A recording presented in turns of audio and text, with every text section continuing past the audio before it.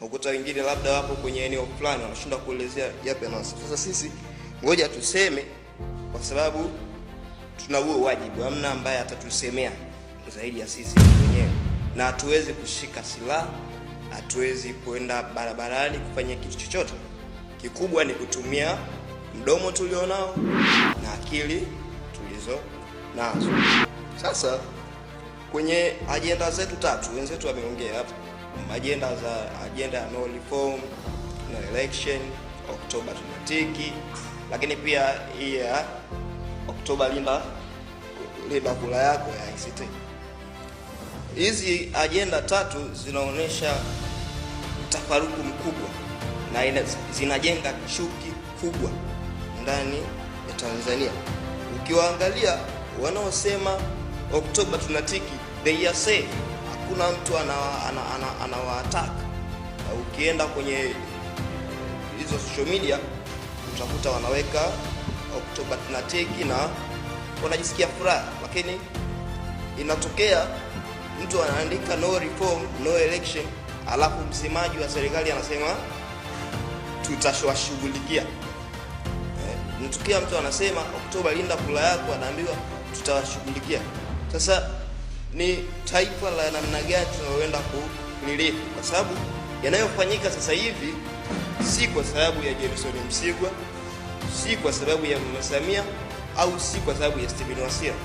Yanayofanyika sasa hivi effect yake ni sisi ambao ni vijana, lakini pia na watoto wa kwetu sisi au watoto wa Mama Samia.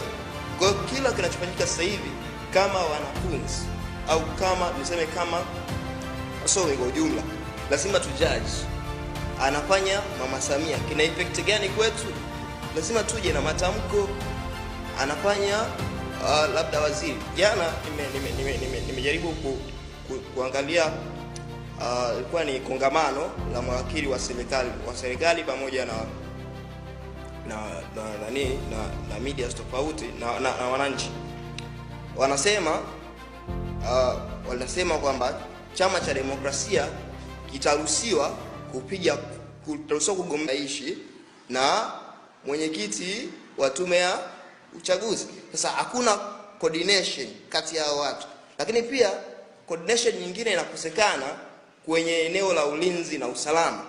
Tuliwahi kumsikia RC Shalamila akizungumza na akasema kipindi cha Heche amekamatwa pale Kariakoo na askari, akasema kwamba wao wamemkamata John Heche, lakini alipokuja afisa wa polisi akasema hawajamkamata. Sasa tunajaribu kuangalia coordination ndani ya hii serikali ambayo tunaiamini bado ni changamoto kubwa. Sasa kama sekta ya ulinzi na usalama ina changamoto, watu wanashindwaje kupotea? Watu wanashindwaje kuuawa kwenye mazingira ambayo hayaeleweki? Sasa hii ni lazima vijana tuipiganie. Lakini vile vile amezungumza Angas hapa, amesema vijana tunakuwa excluded sana. Ukizungumza kwenye katiba, kijana mwenye umri wa miaka 18 bado hajapewa nafasi ya kugombea. Katiba inamueleza kijana mwenye umri wa miaka 21 ndio akagombea ubunge. Lakini pia rais anatakiwa agombea na miaka 40 na wakati baba wa taifa mwenyewe amekuwa rais akiwa na miaka 39. Hii inatupa kitu gani? Vijana hatuna nafasi ya kushika mamlaka kwenye hii taifa. Kwa hivyo tufanyeje? Tutafute katiba ambayo itatupa nafasi hiyo. Wewe unampa nafasi Mama Samia ambaye umri wake umeenda, hatukatai, anaweza kuwa na mchango mzuri, lakini basi katiba iwaruhusu wote wa compete, alafu tushindane kwenye hoja.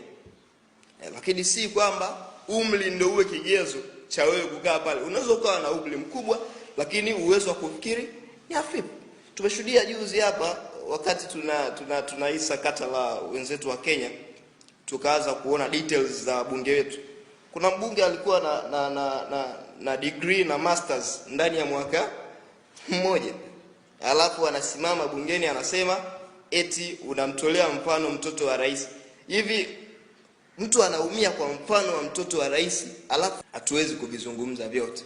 Nafikiri sasa kwa mwanzo huu vijana wengine tuamke, hata kama uko chama cha CCM, chama gani sijui, amka, fikiria in positive way namna gani utatoa mchango kwenye hili taifa. Sio uamke tu asubuhi Oktoba tunatiki bila kujua manufaa ya kesho au athari za kesho za hiyo Oktoba tunatiki. Tumbo halijawahi kutosheka na chakula. Sasa kama mnategemea siasa zitaendelea kukulisha wewe na familia yako, ipo siku hicho chakula ambacho unakila kitakupa madhara. Kwa sababu leo utashiba, kesho utalala nje. Tunashuhudia sasa hizi vijana tunapokatae hiyo wanachota chukua boom, tunalikuwa tusifie serikali. Kwa upande wangu sasa hivi tunaisifia kwa sababu inatoa boom. Mazingira ya kulipa hilo boom baada ya kulimaliza, yani baada ya wewe kutoka chuo, serikali imekuwekea mazingira gani ya kulipa hilo boom? Bado ni changamoto. Kwa sisi tunachokitaka ni kwamba tuje na reform ambayo itatengeneza maisha mazuri kwa Watanzania. Tukisema no reform, no election, si tu kwa siasa.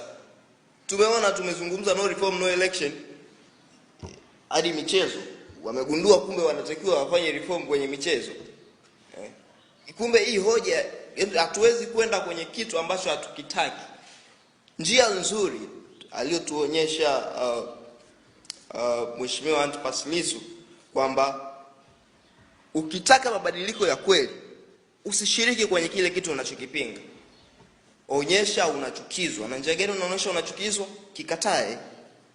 Kwa hivyo na sisi kama wawakilishi wa wasomi tumeamua kusema ni no reform, no election. Mkija na reforms tutashiriki, tutashiriki kwenye campaign, tutapiga kura, tutafanya kila kitu. But without that hatutoshiriki uchaguzi. Nashukuru sana.